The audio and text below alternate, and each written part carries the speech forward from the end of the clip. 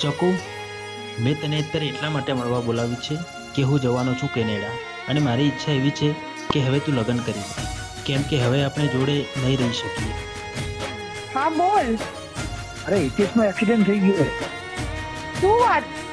હિતેશ તો મારા સામે બેઠો હે. અરે તું સ્ટોરી જો હાલ ને હાલ. હા હું જોઉં.